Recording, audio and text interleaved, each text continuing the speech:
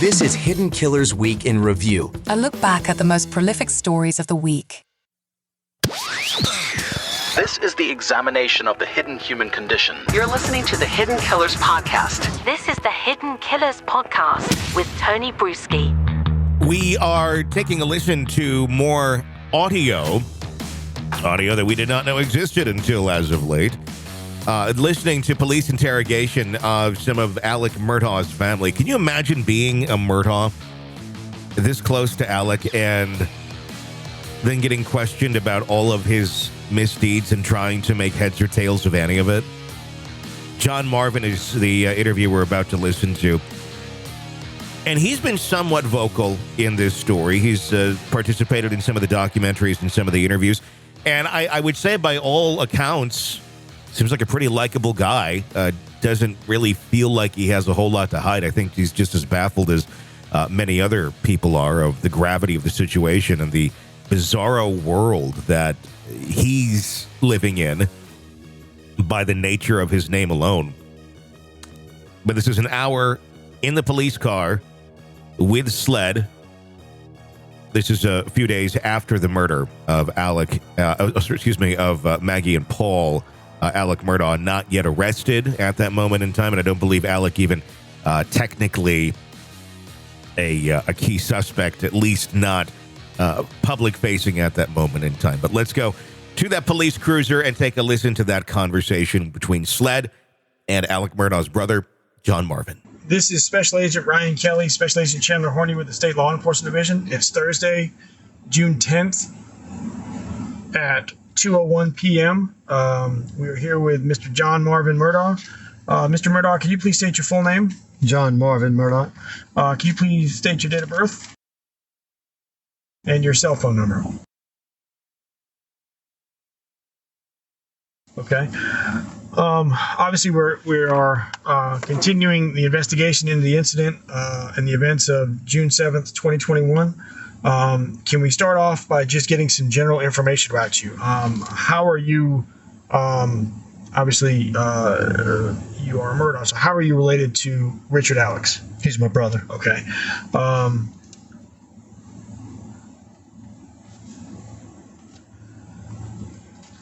Had you been at the property that day?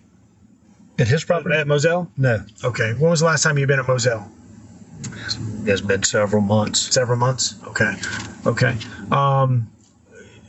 And for the purpose of us, it's been several months, but you've been to the property, correct? Oh, yes. Okay. So one of the reasons that we are reaching out to not just we're trying to identify as many persons that have been in contact with the family and with the property, so we can start widening, excluding our search or excluding individuals, and so we can kind of start focusing on other things. Where were you at? What are your general whereabouts on June 7th? What were you doing? June 7th being Monday? Yes. Yes, I was at my home. Okay. And had you had any contact with who do you refer to Richard as? Richard or Alec? Alec. Okay. It's actually, we call him Alec. Okay, Alec. We can't even pronounce his name, so we call him Alec. Hey, that's fine. When was the last, did you have any contact with Alec on Monday? Monday evening. Okay. And tell me about that interaction. Well, I got a phone call from him. My wife and I were watching television. He called me. He was going to check on our mom, whether y'all know or not, who has Alzheimer's dementia. My dad, I had checked him into the hospital that day, and he was checking on her because she's very anxious. And, he was just, calling me to kind of, give me an update like we all kind of communicated about that. And we didn't talk long. He, just told me what he was doing. What time did that call come in? We were watching television, so I would assume it was probably 8, 9. Do you have it on your phone? Like, did he call you on that phone? Yeah, he called me on this phone. Okay. Well, I mean, I'm just saying, if he called you on that phone, we could figure out when. Yeah, you're welcome to look at it and see. Well, if you just you tell me how to do that, or you do it, and you feel free. Just go to recent. Okay, so you've had I've had tons of phone calls. Absolutely, 100%. So it's not going to show on there. So, it was I'm assuming it was dark outside. It was probably 8, 9 o'clock. Okay. And how long did y'all talk for? A couple of minutes at most. I'm embarrassed to say now, I told him we were watching a movie, and What movie did y'all watch? It's a show. I think it's called Billionaire. Okay. All right. And then, and for the purpose of this, say to this interview, what is your wife's name? Elizabeth.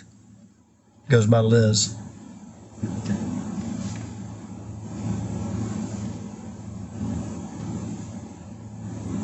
And you asked about him, us talking. He then, of course, called me later once all this. Okay. What time did he call you later? We were still watching television, so it would have been closer to 10, I would guess. Okay. And what did he tell you? Well, that's when he was calling it, just described. He says, John, Paul and Maggie have been shot and been hurt. It was just total panic. And he said, please get here as fast as you can. Okay. I just got dressed as quick as I could. Okay. And what did you do then? Just threw my clothes on and drove to Moselle. Okay.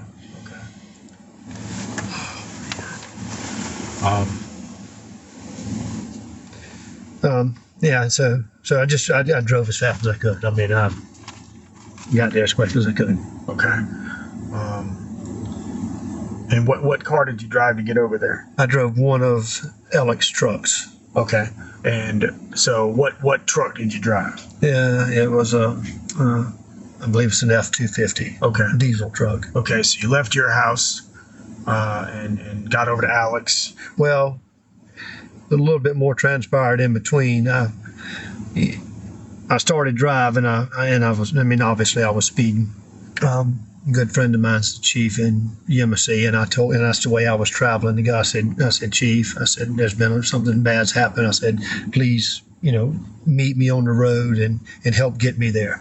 And of course he did. He put his blue lights on and helped me. Okay. We were probably driving 70, 80 miles an hour. I don't know how fast, but I was driving fast. And all right, so you got to Alex's? No, we got to 63, where you would turn to go, and about halfway down 63, the truck broke down on me. Okay. Or ran out of fuel. I noticed it didn't have much in it, but it quit running. And I called Greg, and I said, Greg, listen, man, come back and get me. All right, and by Greg you mean Alexander, chief of police. Yeah. Like I said, he was just in front of me. Okay. Escorting me, if you will, if you want to call it that. So Chief Alexander came back? He came back, picked me up. I left the truck, and we went straight to Moselle. Okay. And y'all went straight to Moselle. So what did Chief Alexander do then? Did he stick around with you? Oh yeah. He stayed. Well, he stayed not just with me, but he's a close family friend, and he stayed as just his support, not in a official capacity. Mm-hmm. Yeah. Okay. So when you got there,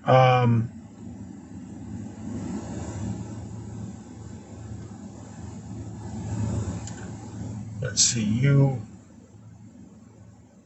How often do you interact with Paul? Quite often. Okay. Paul was working for me this summer. Okay. And in what capacity was Paul working for you? Just summer work. Okay. And which company was he working? For Murdaugh Reynolds in Okatee.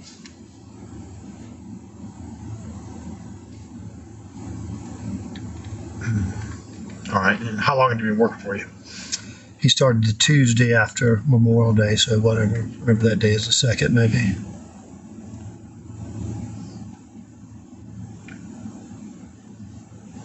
How many employees you got? We keep somewhere between 10 and 20 employees. Okay. Is he friend? Do you hire any of Paul's friends? No, he's the only summer help I hire. Okay. You have regular employees. That's right. Okay. Yeah. He's worked for me 2, maybe 3 summers now. Okay. Was he, how was he doing? I mean, now look, I know that in no way are we trying to speak ill of anybody that's been involved in this, but obviously something has happened of a violent nature that we have to kind of get a better understanding of who these people are. Right. And there's no good way to ask. No, you ask anything you need.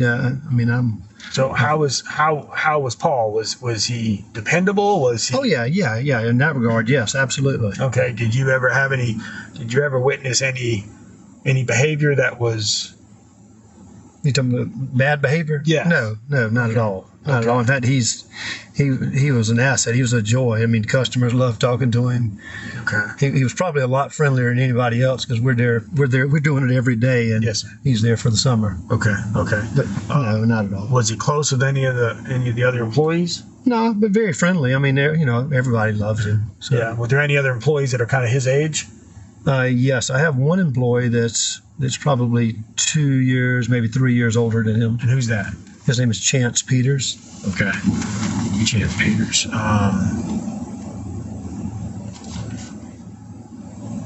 How long has Chance Peters worked with you? He's been with me for a few years now. Okay. Does he live local or does he live? Well, he was living in the.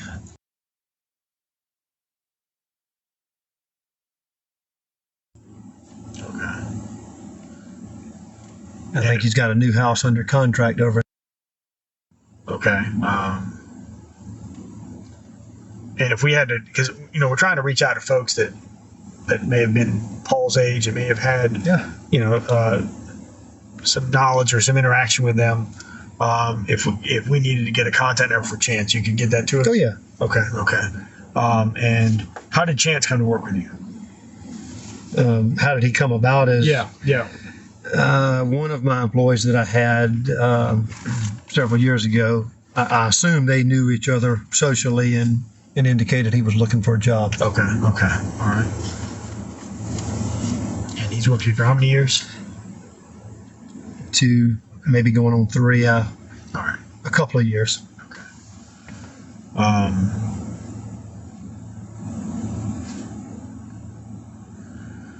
So nothing of any concern. I mean, with Paul. Now, let me ask you: were there any issues with Maggie? I mean, how was?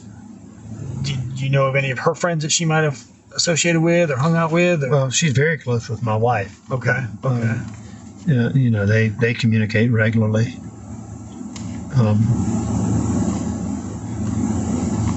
I may even say that they may have been or have over the time have become best of friends. Okay. And I mean, any concerns? I mean, since this has happened, has your wife spoken of anything that may have been a concern or? No.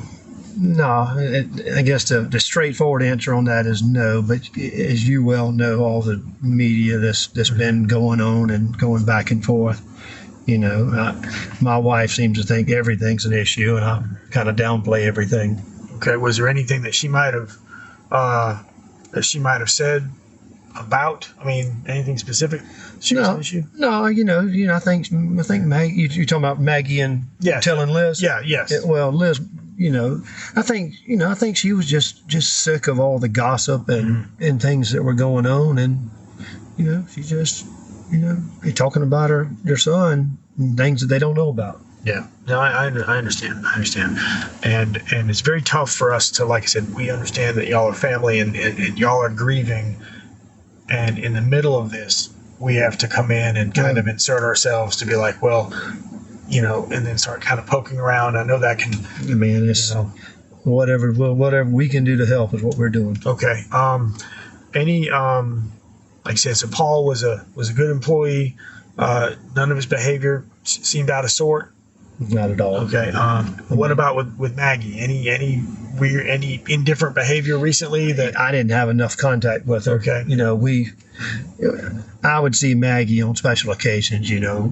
Things like that. I didn't communicate with her like my wife does. Okay. And nothing that has your wife ever said anything that, hey, something seems off or?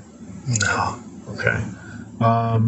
Do you know if your wife had any communication with Maggie on the 7th? I don't know if she did, but I'd be willing to bet she did, because I think they communicated every day. Okay, but they by text or telephone. Your wife hasn't said anything to her specifically? Didn't say anything to me. Okay.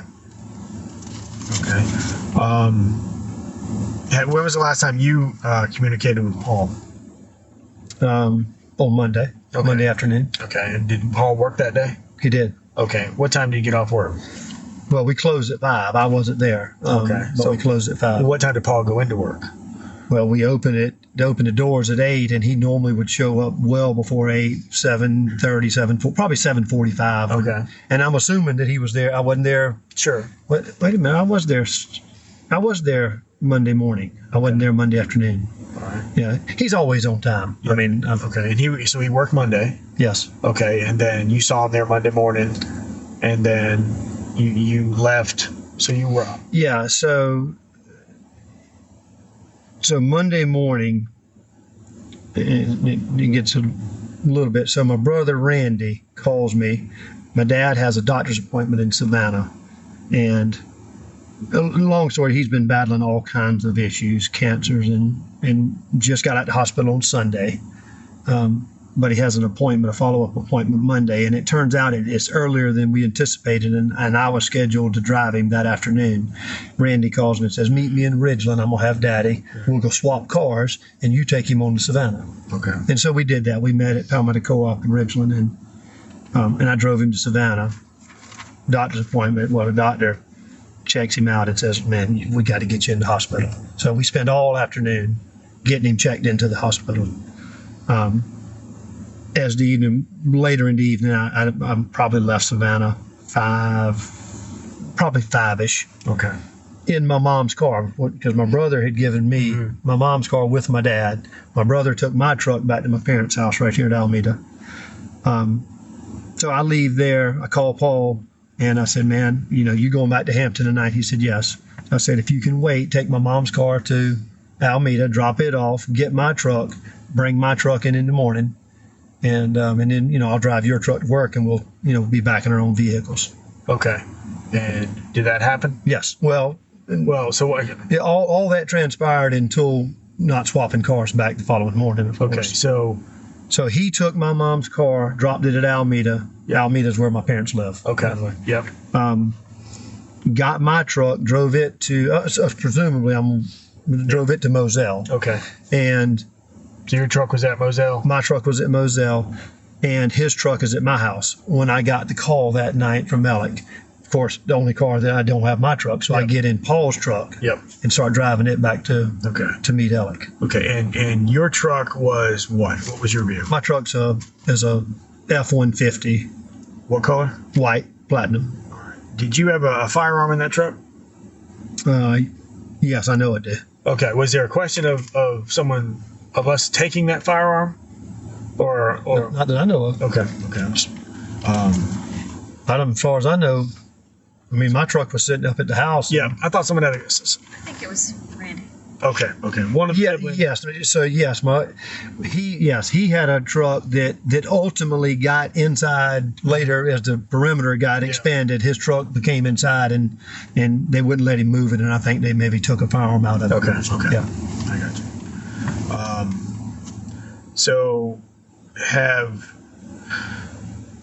you're not sure. So you were in Savannah till about 5:45.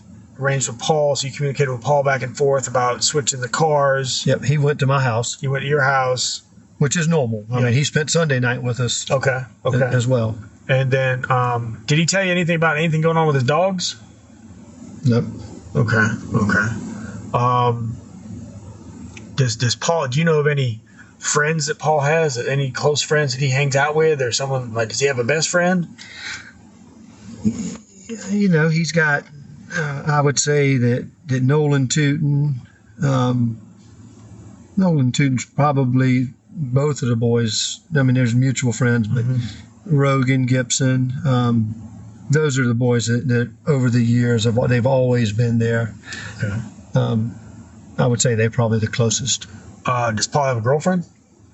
I don't believe so. Okay. I believe he's think he's just been dating. Okay. Is he dating anybody? I don't think he's dating anybody. Okay. Does he have an ex-girlfriend or anything like that would have anybody recently? And I'm just trying to, kind of like a victimology, trying to, we ask everybody, hey, who are they friends with? And several people say same names. Like, okay, we'll talk to that person. Yeah. So his prior girlfriend was Morgan, was one of the girls in that boating accident. Yeah.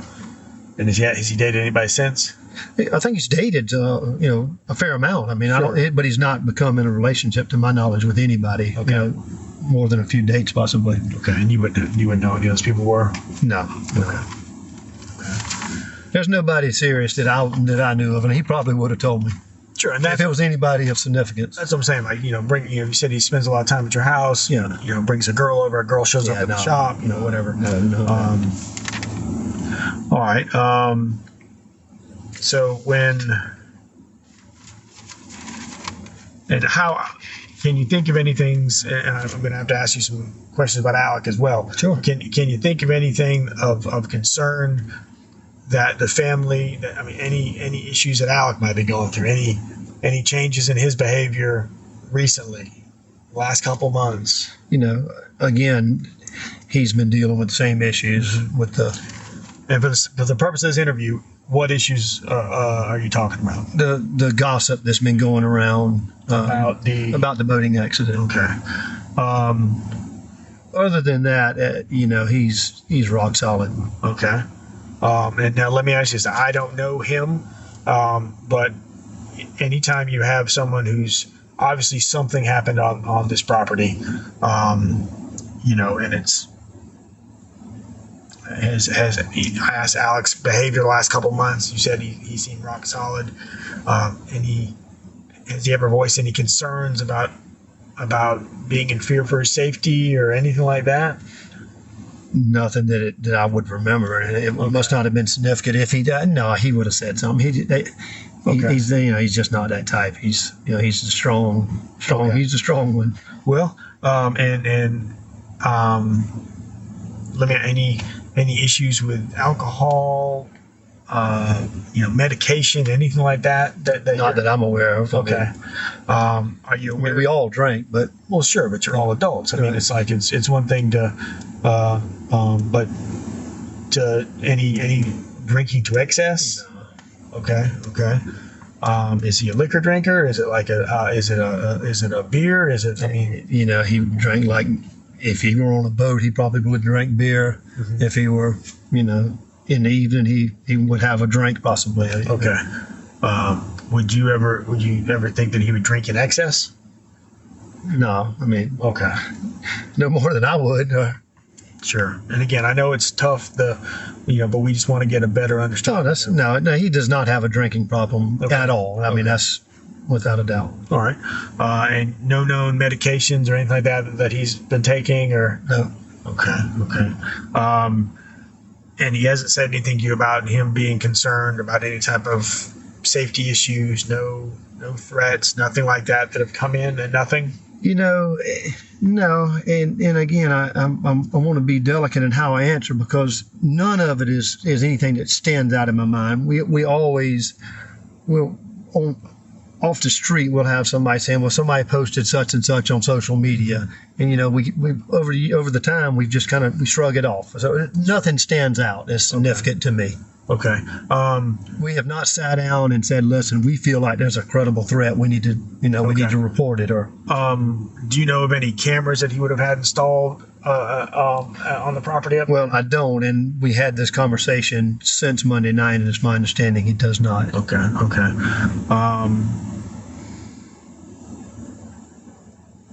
Do you have any, did he ever, and obviously it's one thing for me to ask you what Alex has been saying, because Alex is currently participating in an interview himself, but has he made any comments about any employees, anybody that he would have had concerns over?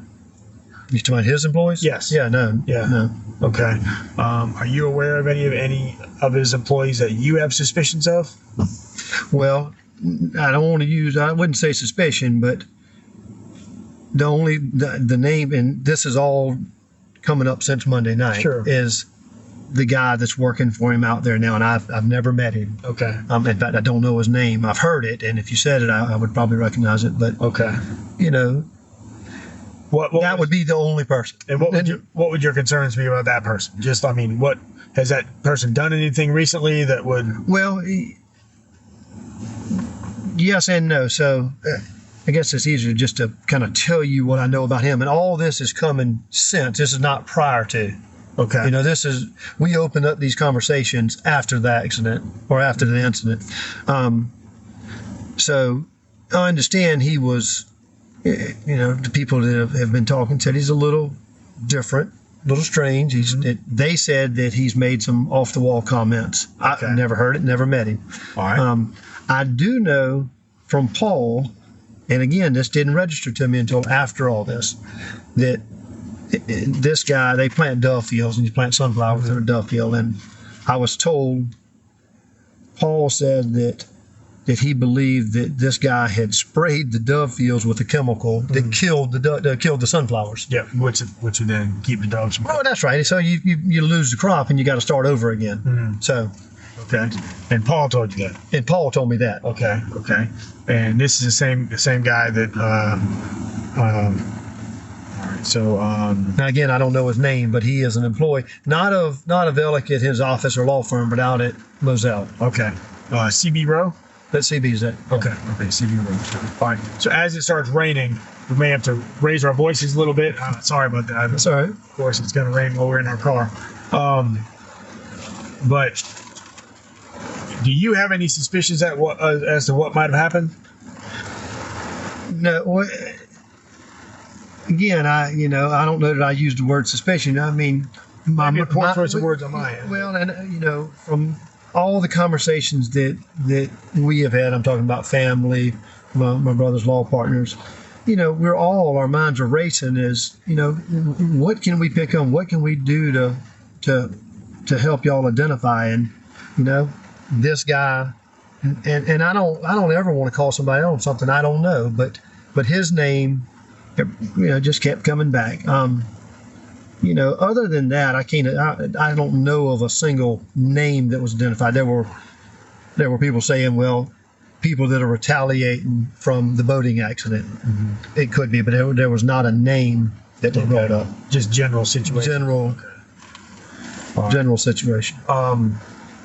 So you can't think of it. You say possible CB Rowe just in the fact that was he going to be fired for ruining the sunflower seeds? Well, again, I don't know. Okay. I've learned all this since Monday. Secondhand talk that he really was not doing all that great of a job, and so on and so forth. But again, I didn't even know he worked for him until Monday. So the conversation started after that. We have to look at every angle, and we're looking employees, acquaintances. Would Alec, we've asked a little bit about Paul's friends. Do you suspect I keep using the word suspect, so I apologize. I'm a cop. That's okay. Could you think of any of Paul's friends that may have an axe to grind that outside the boat and the other, No, no. Nobody directly, no. Can you think of any concern you might have of anything that Maggie, any relationship Maggie may have been in that would have, anybody that's in her circle? Not that I'm aware of. Again, I'm trying to separate the two. So I've learned a lot through these conversations since Monday. But prior to any of that, nothing. Okay. And is there anything that you've learned since Monday that would be of assistance to the investigation? As far as from Maggie's standpoint, or anything, but no. Yeah. CDCB. Yeah. That's the only name, direct name that I would tie to questions. When we do these, type of interviews where we're having to it's almost like we have to pull information only because you may not be thinking of something until we ask it, and you're like, well, there may be this one. No, that's right. So that's why we're just kind of casting a net, trying to, can you think of any friends or anybody in Alex's circle that may have anything that may have gone south, or anybody that may have wanted to hurt him or the family? No, it's just no, not at all. Okay. Nobody in the circle. I mean, again, you hear the rumors. Sure. And that's the one thing that that. Well, I mean, the thing is, I understand that, that the rumors, and those are tough to kind of to cut. Well, that's right. You don't know where they are. So, this is a general interview from, where we're trying to get as much information as possible. And I think that as y'all, family and friends that are here talking to us now, we're just trying to obtain as much information as possible so we can try to get a better idea or a better understanding of what right. really happened. So when you got there, let's go back to the night of the 7th. So you get a call. To the best of your recollection, what does Alec tell you when he calls? He tells me that they've. I think he used the term. I think he said they've been shot, and it was a kind of a mix between a cry and desperation. Okay. And he says, "Get here quick as you can." And it was a very short. I mean, I wasn't on the phone. Take 10 seconds maybe. I don't. It was very short. Okay. And of course, I'm immediately running, trying to get dressed. And now, I do believe, and at that point, my things are going all through my head. I think he called me back a few minutes later. In the same tone, same manner, and I think he said that he didn't say ambulance or first. He didn't say, but he says, "John, they've covered them up. I think they're dead." Or I remember him saying they covered him up or covered them up. Okay. Indicating they're dead. So when you get there, at what point do you see Alec? Oh man. So Chief drives me up to where we see the congregation of law enforcement. Of course, I jump out, and I wasn't even waiting on him. I jump out, and I'm just running up there. Mm-hmm. And I get there, and somebody from Colleton County, I don't recall who it was, stopped me and said, "Hey, you can't go up." I said, "I'm going. It's my brother." He said, "You can't go through here." And they directed me and told me how I could get around to where Alec was. And so Chief loaded me up, and we drove into another entrance and went around the scene. And of course, I saw Alec and just jumped out and just ran to him.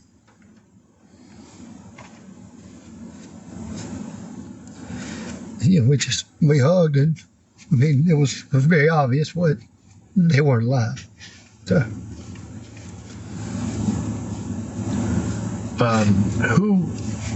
Do you remember what Alec was wearing that night? Yeah, I do. Actually, yeah. I do. He was wearing a T-shirt. Okay. It was a T-shirt from.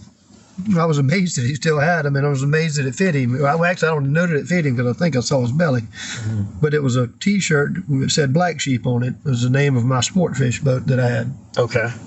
And I remember seeing it and thinking I hadn't seen those shirts in a long time. So it's an old shirt? Yeah, it's an old T-shirt. When did y'all make these T-shirts? I mean, man, it would have been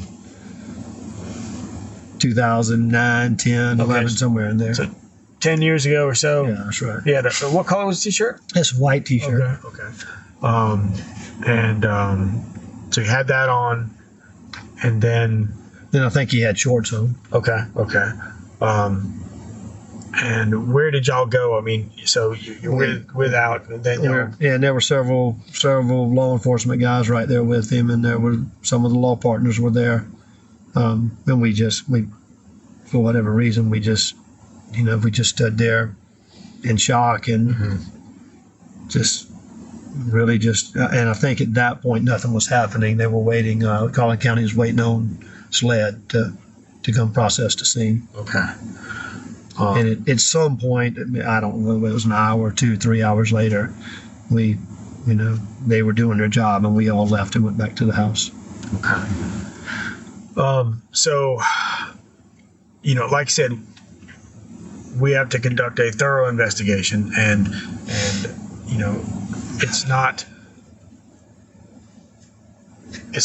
a shock that anytime a spouse is found deceased, we have to work just as hard to investigate the surviving spouse, whether it be to clear them or to find information that, to find out if they were involved. Right.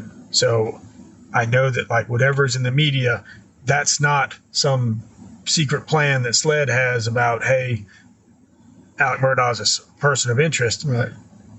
At this point in an investigation, there are several persons of interest, and we have to kind of start parsing through the folks involved with the boat, the folks involved with the lawsuit, stuff like that. So right. I don't want to seem like I'm specifically asking questions just about Alec, but the problem is that you're not going to know specific information about other parties. For the purpose of this interview, the information that you have is about Alec. So that's why I don't want you to leave here thinking. Ask anything. It's the conversations I've had to have in the past day with my dad and everything else. It can't be any harder. Because look, I know that like I see your emotion in talking and thinking and speaking about Maggie. She was practically best friends with your wife. I've seen your emotion in how you talk about Paul and the fact that he worked for you and spent time with you and at your house. I know how much love you had for them.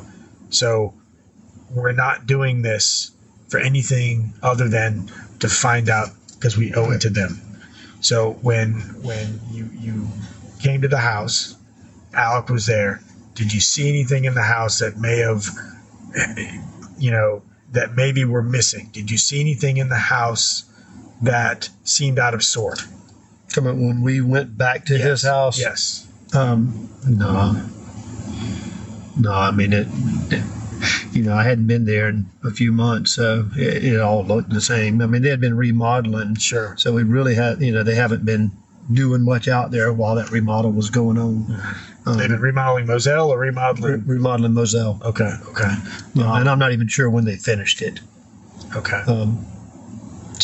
But everything looked like it normally does to me. Okay. And nothing. Again, I know I'm asking you a question about your brother, but like, did anything seem out of sorts with Alec and how he was? I mean, everything was out of sorts. I mean, he just lost his son and his wife. I mean, he was. I can't imagine what was going through his mind. I can't comprehend what was going through mine, much less his. Yeah. It appeared that, he would have moments of strength where he would straighten himself up and then just would break down. Absolutely. And again, like I said, we're asking these questions about every person that we talk to. It just so happens that you had interaction with Alec versus any other potential person that were, if you had been hanging out with CB, I'd be asking you questions about CB. Right. So, so you said that you drove Paul's truck. So you were in Paul's truck that day. Well, I believe it's Alec's truck. But yes, that's right. Correct. So it's registered to Alec, but Paul drives it, and it's your. I mean, like when you said earlier, you had Paul's truck. Yeah, that's right. Okay. So one thing that we'd like to obtain from you is the fact that you were in the Moselle house after the incident. I was. You were at the crime scene. Yeah. We know that obviously you weren't there because the embassy police chief Alexander picked you up and whatnot. But so we'd like to obtain a buccal swab from you for comparison purposes. So when we're trying to send this stuff to the lab, and what happens when we send stuff to the lab is that an unknown DNA sample will come up. Right. And unless you're in the CODIS system already, we have to go back to square one. Given the fact that we are processing Paul's truck, you were in Paul's truck. Processing the truck when you say Paul's truck, he's got a truck that is his permanent truck, if you will. But yes. Well, the thing is that so there is a a violent incident at the Moselle property. Yeah. There is a truck missing that's found down the road, Right. abandoned. Now we can go back and start piecing That's right. everything together, but it's just one of those things that, like, so if we'd like to get a consent from you to get a buccal swab, so when we are running for fingerprints and everything else, your DNA is gonna show You can up. get anything you need. Okay, I mean, I don't want to. No, man, Look. anything, I promise you. Okay, because like I said, it's just an And uncomfortable. I'll even say you don't even have to tread lightly. I mean, I'm telling you, these whole conversations have been tough. So Yeah. just any pride out of me, however you can get it, I'm willing. So. Well, I appreciate that. So what I'm going to do is that we have a form that's standard. I'm going to read it and have this piece that you can fill out. And it just calls for a buccal swab that we'll secure here in a second. So, and I'll just read it for the sake of the interview. And you can say your name, do hereby freely, voluntarily, without threats, pressure, or coercion of any kind, consent to a search of my person by agents of the South Carolina Law Enforcement Division and individuals in their company. Location and description of premises searched. Swabs of the left and right inner cheeks of the mouth for a DNA sample. The sample will be used for comparison purposes in an ongoing investigation. So, so let me fill out. Actually, you can get a pen here.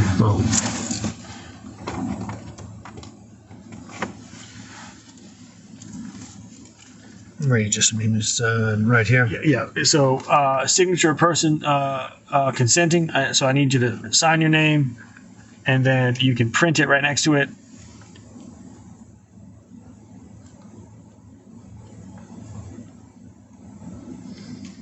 Obviously, relation to the print. I just put owner. I mean, it's your. Oh, you're talking about. Yeah. Okay. All right. Date of birth. Okay. And there's the other corresponding information.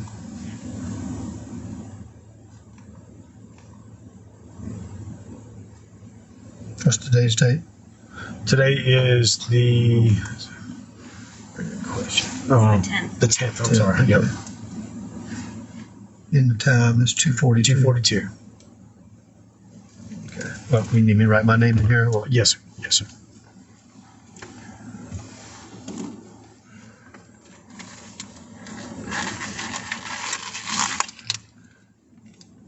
And not that this isn't going to be invasive. It's just me not wanting to touch the swab. I break the seal. Oh, actually, there's going to be two. So if you take one out, yep, and then you can just rub it on the inside of your right. Just on the cheek? Yes, for about 15 seconds.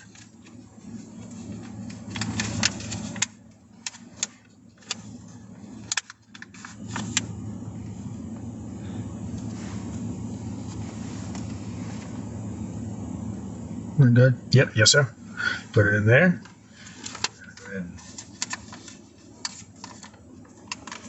Now we can take, yep. Opposite side? Yes, sir. So this was right then. Okay, right.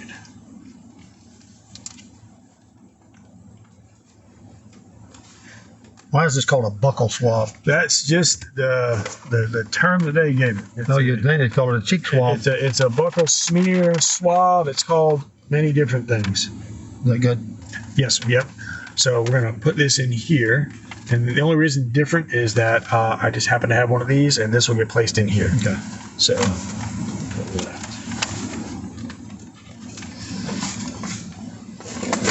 All right, we have this.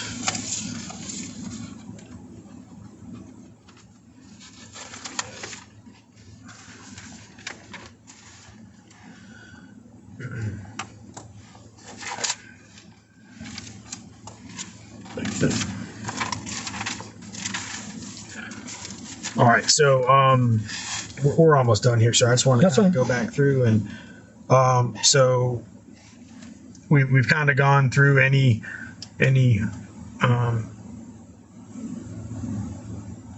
do you have any idea what might could have happened? Well, I mean, no, I don't. You know, I don't.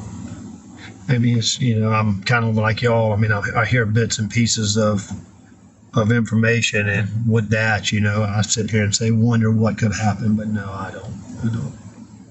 I don't know the call. I certainly don't know the cause of it. I mean, obviously, we all know they were shot. Yeah. And had there been any change in the family dynamic recently? Anything that, we're kind of grasping at any type of, when family members are shot in a way that they were shot, it tends to be,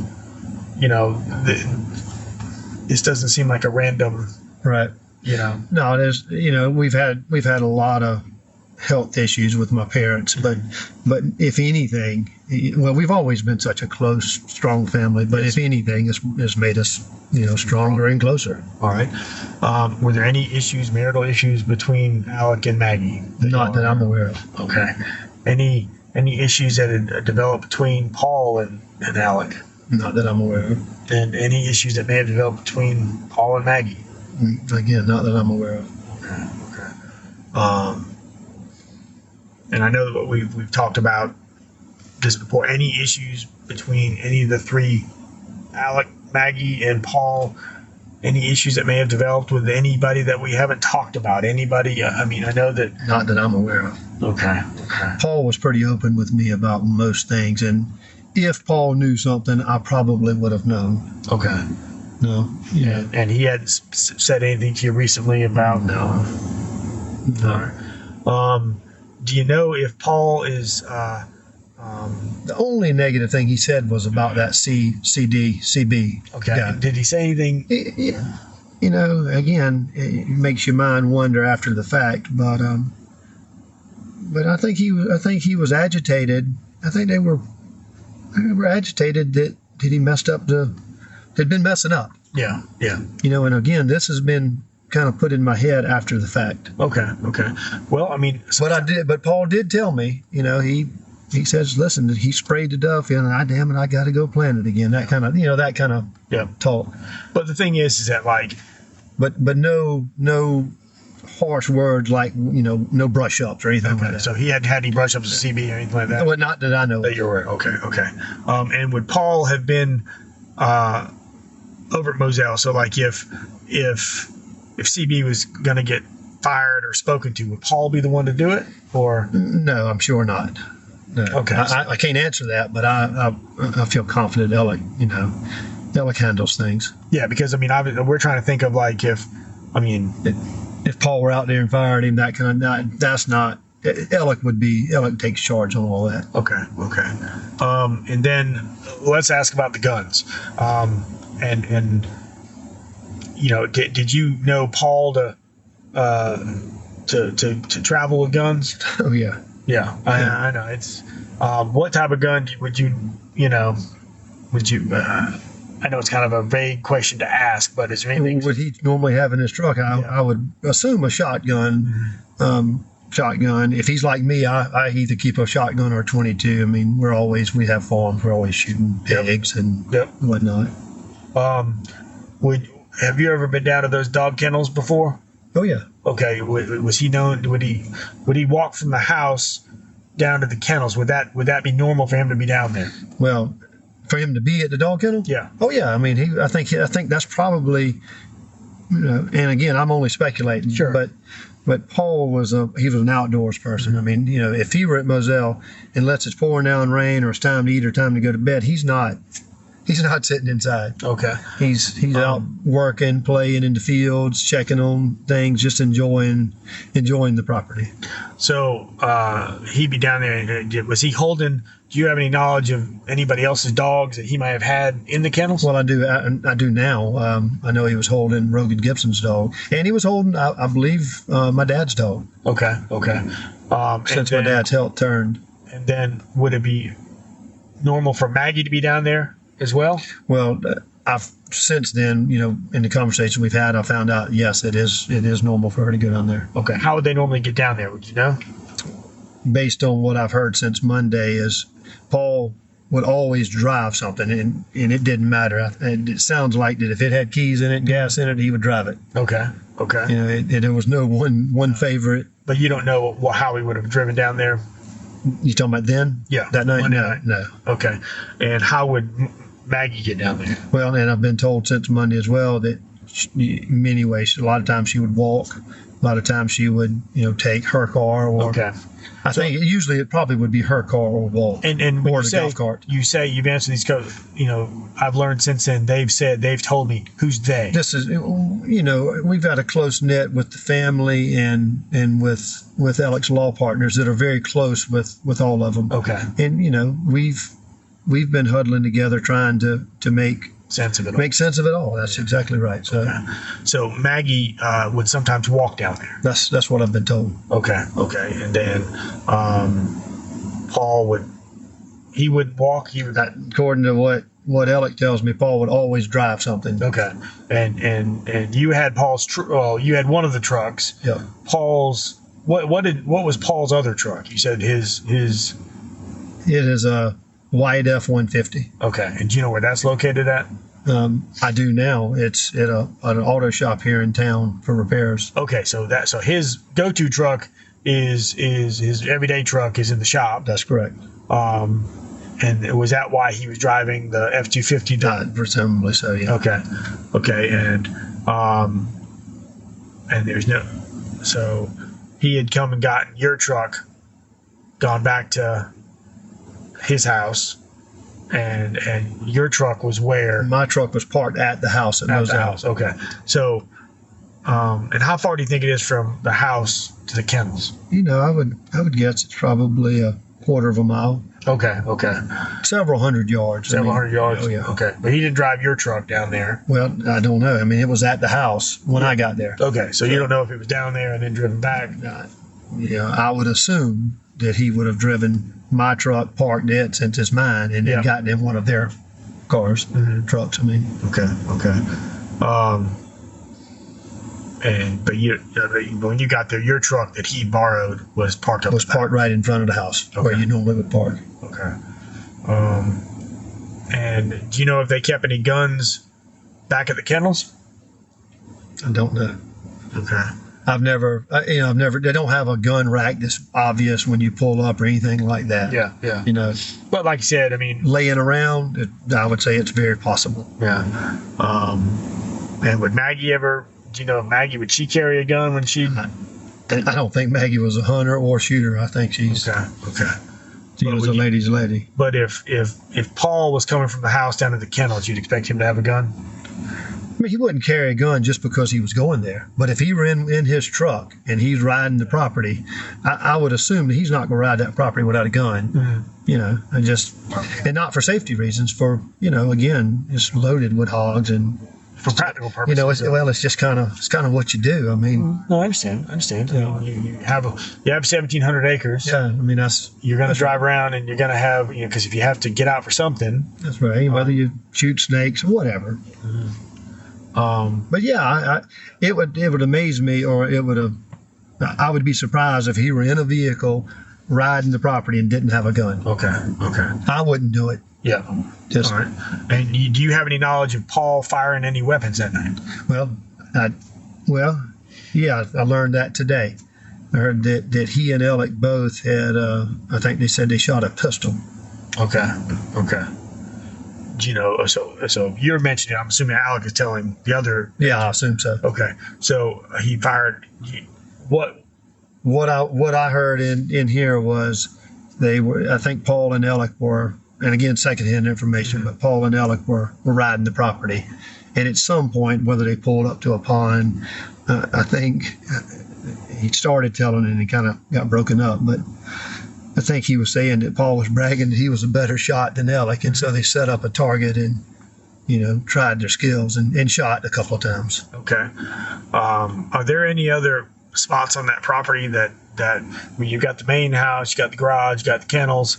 Are there any other outbuildings on that? Yeah, there's a cabin right up by the kennels. Okay, and who lives in that cabin? I don't think anybody lives in it now. Is that the green one? Yes. Yeah. Okay.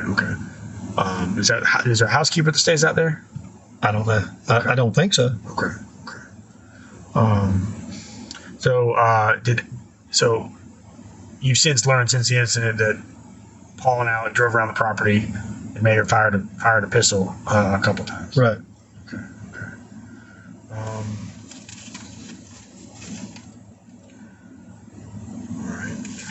search anything else.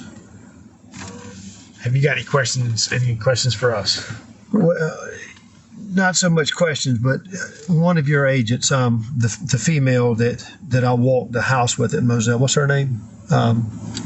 Red hair? Yes, Agent McAllister. McAllister. Yep. Katie McAllister. Yep. So, and I asked her then, I said, listen, I said, when something like this, when this happened, I've kind of gotten a little bit of tidbits of information. I had a guy call me, and I wanted to tell her about it, and I thought she was going to call me back. And anyway, I had a guy call me.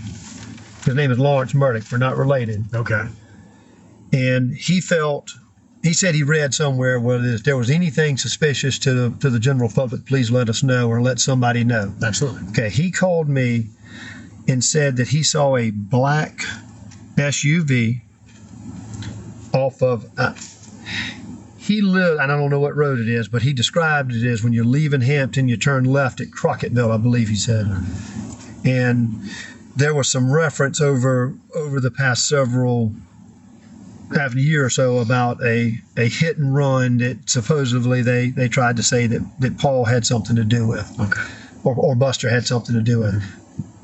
Lawrence Murdaugh said he saw a black SUV sitting there at the site, where I assume there's some type of a marker there. Mm-hmm. And he said, John, I don't know whether it means anything or not, but it stood out to me, and I wanted to let you know. Okay. And so that's, you may could get more information from him about it, but that's what he told me. Do you have a contact number for him? I can get that for you. Okay. Can I do that while we still? I think so. Yes, sir. Just minimize. I think it's and just go to the green phone. Okay. Yep, and look for.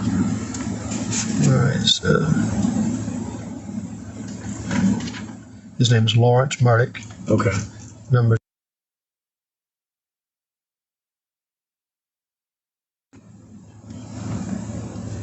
While you're in your contacts, Oh, yeah. do you happen to have the contact for that employee of yours, Chance? Oh, yes, I do. Okay, so.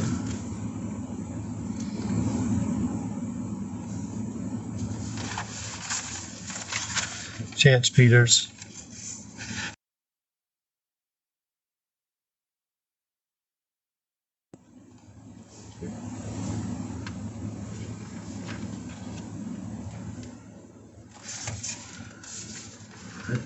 You said Paul stayed with you Sunday night? He stayed with us Sunday night. How often did he stay with you? Well, he just started working the Monday previous, or Tuesday previous. Stay because it's closer to the shop. Yes, if I remember him telling me, I think he may have come from Charleston instead of driving to Moselle back to the Bluffton store or Oakity store. He stayed with us that night. Where was he staying prior to that, you know? Well, I mean, he lives in Moselle. Where did he stay? He said he came back from school. Where did he stay? For the sake of the interview, where did he go to school at? He goes to Carolina, Okay. South Carolina. Okay, and where does he live at when he's attending South Carolina? I don't know. Okay. In Columbia somewhere. Okay, does he stay in a dorm, in an apartment? I'm assuming an apartment. Okay, but you don't have any knowledge of that? No, I've never been there. Okay. With COVID, I don't think anybody went. I don't even know that they were in school in person. I'm not sure how it was. But he was living in Columbia. Yeah, I think he was living in Columbia. Okay, would he come home often, or? Yeah. When he wasn't working for me and it wasn't some special event or season, I wouldn't, I would talk to him occasionally. Mm-hmm. Yeah, I would say he probably came home a fair amount. I think he enjoyed being down here. Okay. And where did he stay at Moselle? To my knowledge, he would. Okay. You don't have any knowledge of him staying anywhere else? Well, yeah, I mean, I'm sure I would assume he's just like any other young adult that's dating. He probably goes wherever the crowd is, and that's what I gather he being in Charleston for. All right, but you don't have any direct knowledge of that, anything specific? No. All right, you have any other questions for us? No, I expressed it to David when we were inside. We would like to know more about, even if, and I understand you can't release details to jeopardize the investigation, but we would, and I'm assuming that Alec or whoever is saying the same thing, we would like for somebody to kind of at least, communicate that of if there's something that can be told or any little pieces to help. Well, sometimes, and I can give you a little bit of that. So when we, this happens late Monday night, by Tuesday, Wednesday, and here it is Thursday. So we're not quite 3 days out. It takes our crime scene to come down to start pulling the information. Right.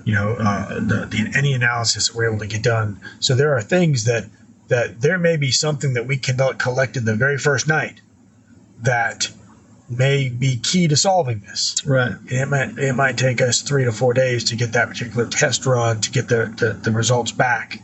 So anything that and we won't release anything to the media. So we don't do that. Right. So, and unfortunately, that's what we that's. And I think that people are bringing that to us, and people are assuming when there's an absence of information, the media will either create a narrative to fill that void, or they'll reach out to somebody who presents themselves as having inside information or knowledge of the case, and then they'll run with that. And that's how a lot of this, with the media coming out and saying, there's this many guns used, there's that. There are certain things that are getting out that are outside of our control. Right. And really the only person that we'll speak to would be, Alec is the victim, because he's the surviving spouse. So we'll provide that information to him, but sometimes it's tough because we don't have much to say so early on. No, that's right. And I understand that. I guess just the simple way of requesting is, if there becomes some information that can be shareable, that could help ease our minds. And I guess I brought it up to one of my dad's law partners. I had my wife, and of course we don't live here. Mm-hmm. I had my wife, and I have and we spent last night here, and when I turned the lights off, I thought to myself, and I'm never like this. I said, all we say. Sure. And that's just not a good feeling. It's just so any information that can help us without jeopardizing or messing up an investigation would be helpful, I guess. And that kind of goes both ways, where I know that if something is going on that we're not seeing, because obviously this wasn't an accident, right? It wasn't like, doesn't appear to be a robbery gone bad, because nothing was taken, nothing was missing. If there's something afoot that we're not aware of, right? And just like you said earlier, hey, pride goes out the window. Right. You have to look at to pick at every little, pull every string. If there's something that comes out that if you're sitting here with your wife and you're starting to second guess your safety, because if there's something going on if there's somebody's done something right to warrant someone trying to. Well, that's just it. There was nothing that warranted it. It's just in the back of your mind. But as this starts coming out, we need to do what's best, not just for to protect Alec, but we need to do what's best to protect you, protect your dad, protect your mom, protect your wife. It kind of expands beyond that. So if there's something that y'all hear of, it's just as important to tell us about it. I understand that we want to do what we can to solve this, to give Alec peace of mind. Right. We understand that, and it's always best to, we spent the last couple of days. Matter of fact, this morning I was with some folks from the boat. Right. Because we have to check their whereabouts, and it's just as easy to, we track folks down to either see if they have something to tell us, or if we can clear them right away. And I know it's tough where we're not giving y'all information. No, and I respect the part. I understand you can't give but so much, but just what you just said is, when you said, we've already met with some of the folks from the boat. That's, that's some of the questions that are in our minds. Yeah. That, I mean, of course, we know you're doing a good job and we know you're doing it right, but hearing you say that, we've made that contact, it's reassuring. Yes, and so I mean, just like you said, there's a situation with the hit and run. There's a situation with the boat. Unfortunately, there are a couple instances where Paul has, kind of been involved in circumstances, whether he's responsible or not, whatever. That's not for us to decide. But there's a lot of strings for us to pull on, right? And sometimes that takes time. I know y'all gonna do your best, and just as much as y'all can do to help us heal, as I guess is what and move through this. My heart breaks for Mr. Alex and for the rest of the family. I can't imagine the pain and the grief that collectively y'all are suffering, and it is tough because we're not gonna leave any stone unturned, right. And unfortunately, in these cases, in his moment of grief, here we have to come and say, well, we need to interview you. Right, that's right. And sometimes folks get frustrated because they're like, well, why are you wasting time on me? And it's one of those situations where it's like, we understand it. And luckily, your family having that prosecutorial experience, y'all know how we work. And it's like, it's just as important that we identify persons involved. It's just as important for us to identify persons we can say, hey, look, we've conducted those. Right. That part of the investigation, and these folks are not, involved, and because that's nothing he should have to carry around. No, that's right. The innuendo and the rumor. We need to do our best to find out for Paul and for Maggie, and then to give Alex some peace. So, like I said, I appreciate your time. I appreciate you sitting here with me. If you got my card, if you can think of anything else that obviously there's lots of folks involved in this. You can call me, you can call Agent McAllister, you can call Agent Owen. We're all on the same team here. So if you can think of something else that maybe I forgot to ask. And I mentioned that to Katie when we were at the house. I just said, who should we call if something pops up or I can tell you whichever. So it really doesn't matter. It doesn't matter because if you got my number, you can call, you can text. We'll forward it to everybody. We're all hands on deck on this. So this is our office. This is our team. So all information gets shared. So if you can think of anything else, by all means. Is there anything I may have didn't ask you that anything that? Nothing that I can think of. Okay. Well, like I said, I'm terribly sorry for the loss that y'all suffered.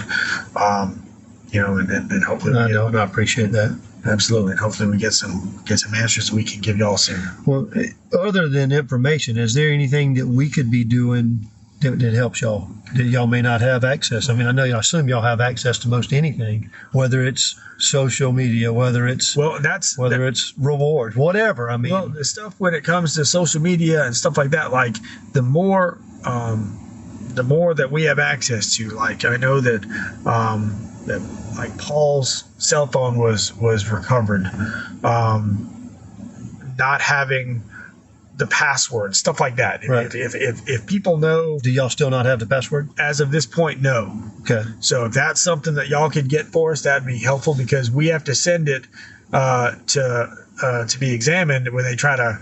And that's something I can work on. I can reach out to more of his friends. If I assume y'all probably already have. Yeah, and the thing is, I think there's some things that we can ask that, and sometimes people are protective. They're like, oh, I'm not going to give the police my friend's password. But if that's something that the family knows or something, same thing with Maggie. If anybody can, anything that can assist us into getting into these phones, and not that the phones are going to have. Well, y'all got into Maggie's. Yes, but it's again when. But any of it, yes. So when you get into a phone without the password. When you get in with the password, you get 100% of the information. Right. When you get in without the password, there may be something you miss. So when, we have to look at, these phones may not hold the key to what happened, but who's to say that it doesn't show one little small piece that helps break this? So cellular devices are important. If you think of anybody that may have had contact with Maggie or Paul or anybody that day, who would Paul Paul have worked with that day? Yeah, I can find out. Could you find out who worked at the store with him? I mean, I know the employees were there, but I don't know what jobs he did just because I wasn't there. Absolutely, that's something. If you could, that would be helpful. If you could find out, so maybe we can track down that. Just if say if Paul had a conversation with someone on the phone that While he was working along someone, and maybe they overheard something. Okay. You know, and at this point, every little bit will help. You know, we can't. I wish it was like it is on television, where you can just, you know, take a picture and have it examined, and boom, you get to solve it in a nice 44-minute episode. But if someone this person's hiding in plain sight, you know, they're driving around, they're walking around right now, and probably paying close attention to this, and anything we can do to help identify that person would be helpful. Okay. So, all right, sir. Well, it is 3:10 p.m. and we are concluding the interview. That's the raw audio of the John Marvin interview between SLED investigators and Alec Murdaugh's brother right after the murders had taken place. Take from it what you will.